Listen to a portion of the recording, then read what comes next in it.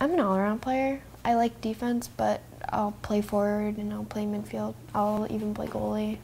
Soccer has been a huge part of Bree McMahon's life since she was in kindergarten. It's just my outlet for everything, and it's just what I do and what I enjoy. Her love of the sport and her skill on the field even landed her a soccer scholarship to Brevard College in North Carolina. But Bree's life of soccer and school was about to change. In the fall of 2009, Bree was helping wash cars at a fundraiser when one of those cars accidentally accelerated, striking Bree and pinning her against a wall.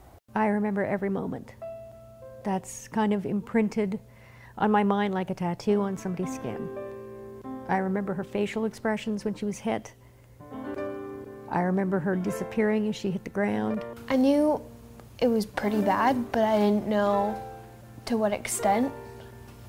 But I had a feeling like I might lose something, but I was hoping I wouldn't. Bree spent the next 6 days in a drug-induced coma. I was absolutely petrified. I, knew she was upset, but I was really afraid for her and had no idea after the amputation how we were going to ever tell her.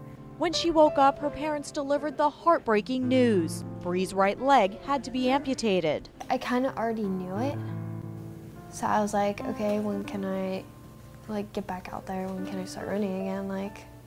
What can I do? With her mind set on running again, Bree spent weeks in the hospital undergoing 12 surgeries and several blood transfusions. I know that people like my grandfather, like a bunch of my family members, blood helps save them and keep them strong. So I was like, oh, I should donate. And then, so I donated, and then I ended up needing a lot of blood for my accident. Her body, the doctors told us, is so tired of producing red blood cells, it can't. And she was becoming very, very anemic and very weak. And they gave her several pints of blood. Within hours, she was perked up and happier and had more energy.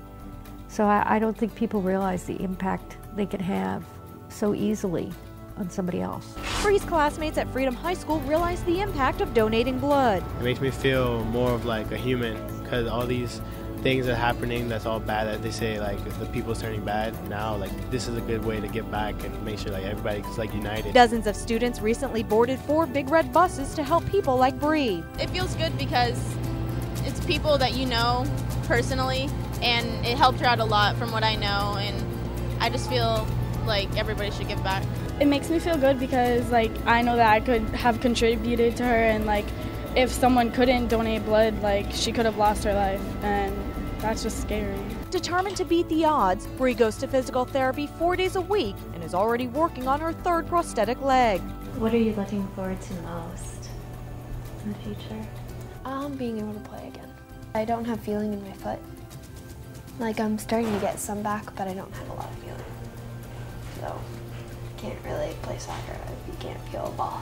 Like the inscription on her class ring that reads "No Limits," that's how Bree lives her life and inspires others to do the same. I wouldn't be in a ball still crying.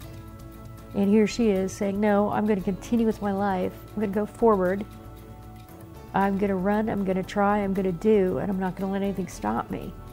And we're really, really proud of her for taking that attitude and for waking up each day, putting that, taking a step forward, not letting things get her down or hold her back.